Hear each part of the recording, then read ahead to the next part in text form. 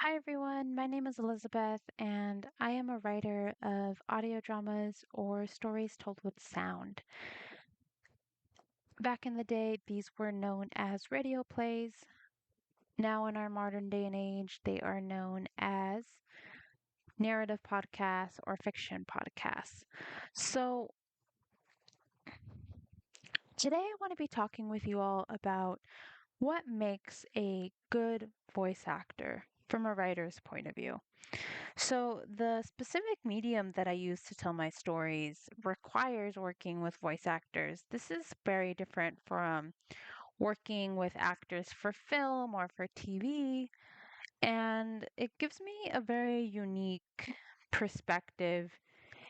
So, I wanted to share that to help new and upcoming voice actors, maybe voice actors who have worked primarily in animation and are transitioning into maybe doing audio dramas, whatever it might be, also helping writers know what to look for in voice actors.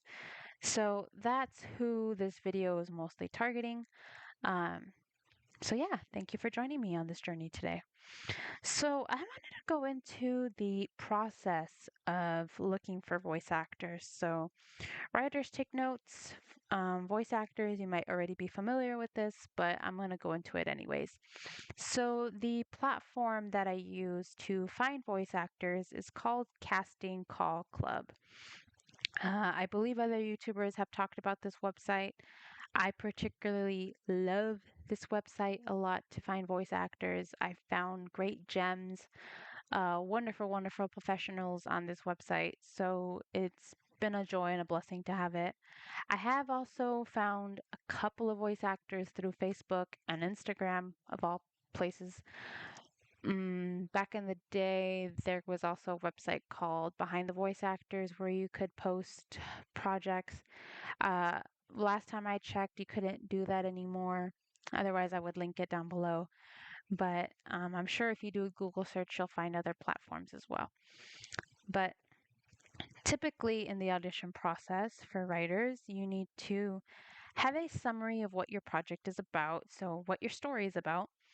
And then for all characters that you're auditioning for, now this is just a little tip, I highly recommend looking for voice actors for every single character that's going to show up in your script or your episodes, assuming that it's not just a short story, assuming that it's a longer story with episodes.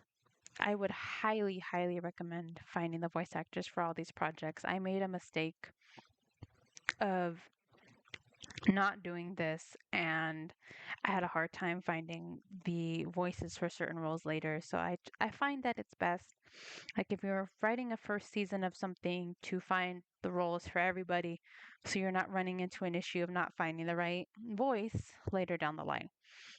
So that being said, you're going to list your characters and you're going to describe the character in terms of their personality, perhaps their motivations.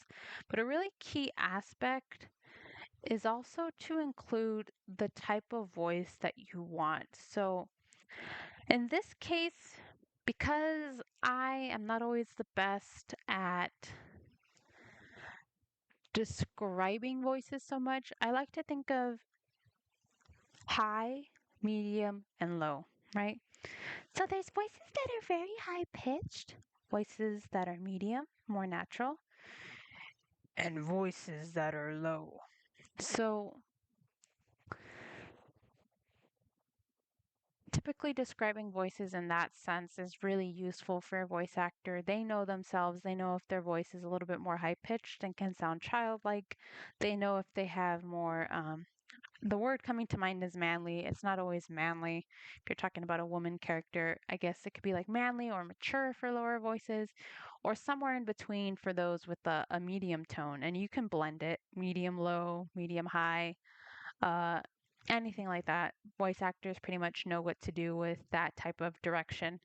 You also want to list there if you want any particular accents or any language requirements if your script is going to have different languages. So, those are the things you need to do if you're going to audition or set up an audition process for voice actors.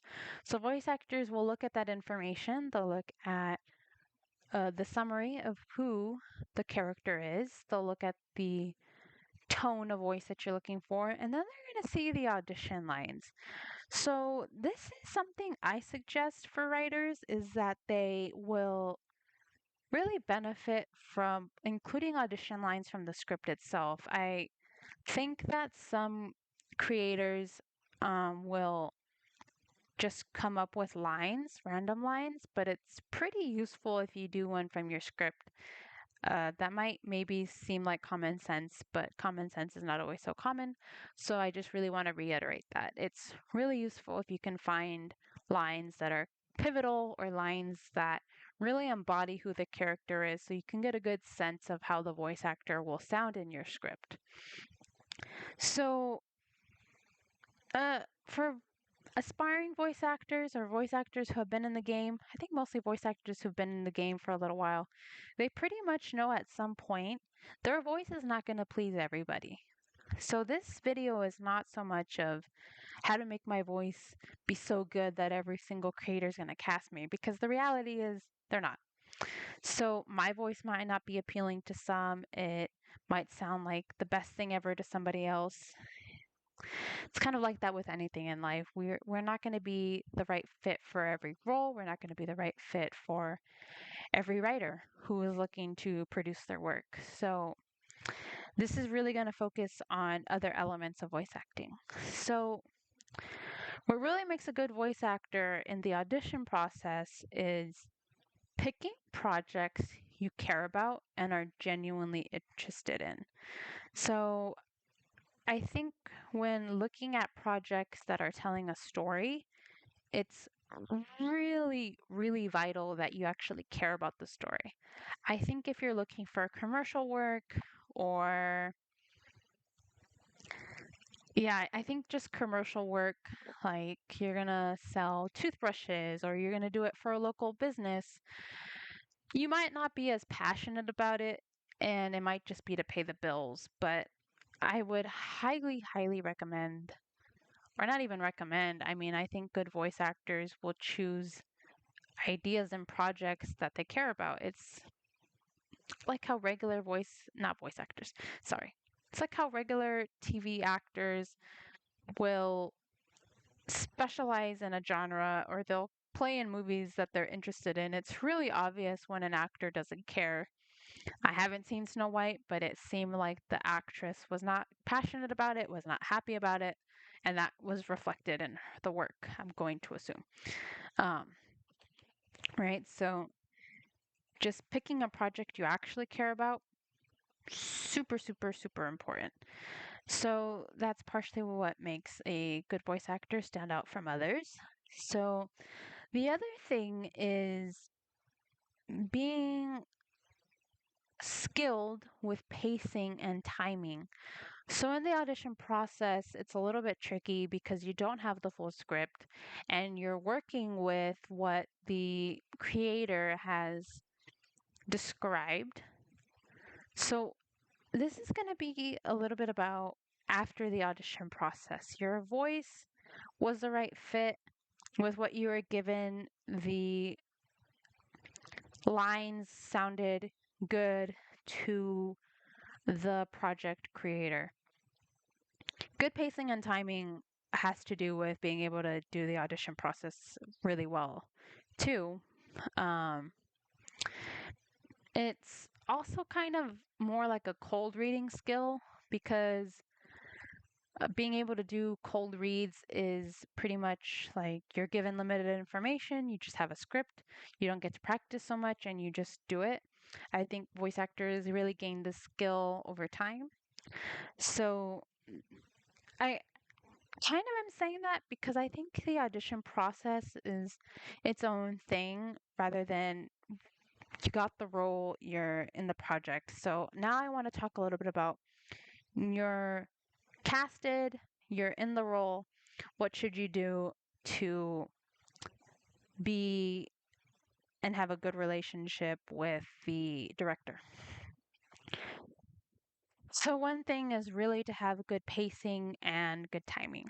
So, when you have a script, good pacing and timing is reading through the lines the way you would as if you were a regular person or how the character would talk and feel. So, it's a matter of not talking too fast, not talking too slow. I mean, I feel like I've been talking too slow this whole video, but just trying to have like a natural flow to how you talk. So, also, really, it's super important that you're reading the script thoroughly. That's kind of why I said pick a project you care about, because if you don't care about the project, you're going to be bored as fuck reading through the script. Sorry to put it so bluntly, but it's just how it is. If you don't really care about what you're doing, you don't want to put in the legwork to make sure you're doing your best. So make sure it's a script or a story idea you can tolerate so that way you are paying close attention to the script itself. So as you're reading through the script, being able to interpret being able to interpret each character's motive, being able to interpret what's going on in the scene, being able to hear it to yourself, super important so that way the flow between the characters will sound natural, will sound good. So, this is a little tip too if you're going to be directing voice actors is once you compile the lines together, it's super nice when you do that and you can hear it back. So sometimes voice actors will send me lines and they'll kind of be like, tell me right now what you think of them.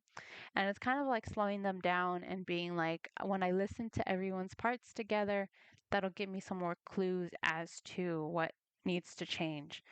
And so when that happens, I like to send voice actors how they sounded with the other voice actors. So this is relevant if the voice actors are sending you lines separately, if you're somehow rich or something and you have a studio where everyone's doing it together, that's a whole different story. But um, yeah, so good pacing, good timing, being able to read the subtext in the script, being able to really get into character, super important. The other thing is really when you're working with the director is to be adaptable. Um, be willing to change your voice a little bit here, your voice a little bit there. Being not taking things personally if the director asks you to change things. Every voice actor I've worked with is has been really good about that. Um, haven't had any issues with that thus far, and I'm grateful for it. The other thing that makes a voice actor stand out is being responsive and having good communication. So, voice actors who voice act in a project for free, I at this point have no expectations that they will be responsive and communicative. I think for voice actors that are being paid, it's especially important that you take those measures into consideration because you're getting paid, it's your job, right? But in any type of project, you stand out if you're always responsive, if you communicate what's happening, if you need a extension or anything like that. Really stands out to the director if you're really good with communication. So, voice actors, to summarize, when they pick projects they care about, when they read the script thoroughly, they practice good pacing and timing, when they're adaptable to how the line should be read, when they're responsive and communicative, they really stand out for directors. So, the last little nugget of information that I kind of wanted to talk about. So, the last little nugget of information I wanted to tackle was the whole question about your mic setup and having voices that sound like other voices. So if you're doing a fan-made drama, I've made fan-made dramas. Some directors really want carbon copies of the original series. So this is more specifically for me, but I think in my fan-made dramas, I like voice actors who have flavors of the series that I'm basing it off of, that I do like individuality as well. But more specifically for original stories, I do not recommend trying to make your voice sound like other people's voices. Again, this is really just my point of view on it, but I think voices that are unique, voices that are your own are really going to make you stand out as a voice actor. So some people are really great at imitating voices. That is a good skill to have, but I think it's even more important to be able to create your own unique original voices. It helps you stand out, create a brand for yourself, and really, like I said, makes you unique. If all you can do is copy everyone else's voice, you lose your own voice in that process. So, can't emphasize that enough. Create your own voices, be unique, stand out. And in terms of the almighty question of the $1 million question of should I spend thousands of dollars on a good audio setup? My answer is when you're first starting out, use the basic mic that you have. As you get better, progressively, you land different types of roles. Then you can think about investing little by little. It doesn't really do much service to you to have the best equipment, the best gear, if you haven't perfected your craft, right? So I think, like anything, just take it step by step and you will eventually make it to your destination. So, for those of you that are aspiring voice actors, I wish you the best of luck. It is a really fun and cool profession to get into. And for those of you who are writers, you already know how amazing writing is. I hope that you guys keep going, that you find beautiful, beautiful story ideas to tell. And with that, I shall wish you guys farewell.